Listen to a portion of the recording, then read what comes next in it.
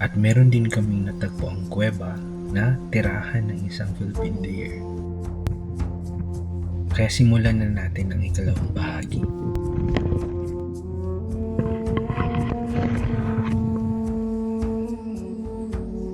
Alhamdulillah, narating namin ang site. Sa bukang liwayway ng ikalawang araw, ang musika ng kagubatan ang tanging maririnig mo. Hindi mahangin, pero ang lamig ay tumatagos sa balat dahil sa taas ng aming kinaroroonan. Sa bawat hininga, ramdam mo ang kabanalan ng lugar na ito. Nang lumingas na ang araw, kinuha ko agad ang aking kamera. Ito ang kauna-unahang pagkakataon na nakabisita tayo rito. Mataimtim, solemn. Ang mga kubur na ito ay tila may sariling katahimikan. Walang anumang halamang tumutubo sa paligid nito.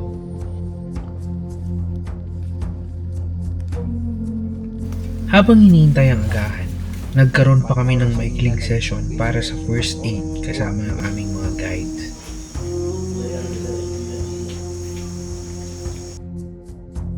Eksaktong alas 10, nagsimula na kaming bumaba.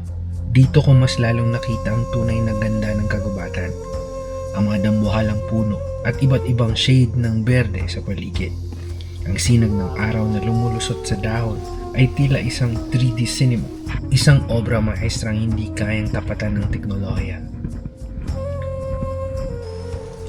Nadaanan din namin ang isang kuweba, ang tirahan ng usa. Nakakamangha.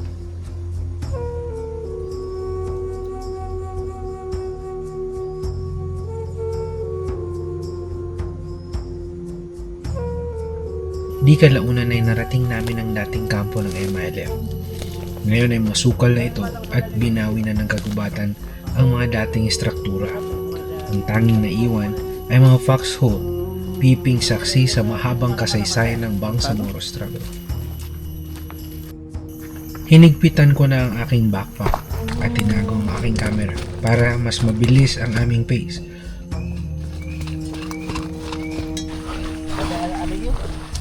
Pahinga.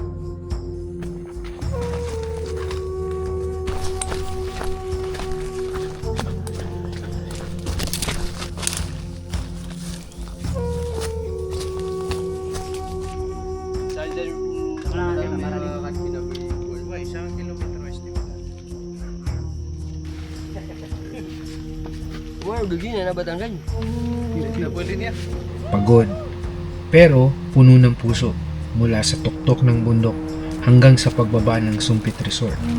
Ang paglalakbay na ito ay hindi lamang tungkol sa distansya, kundi tungkol sa pag-alala sa mga nauna sa atin.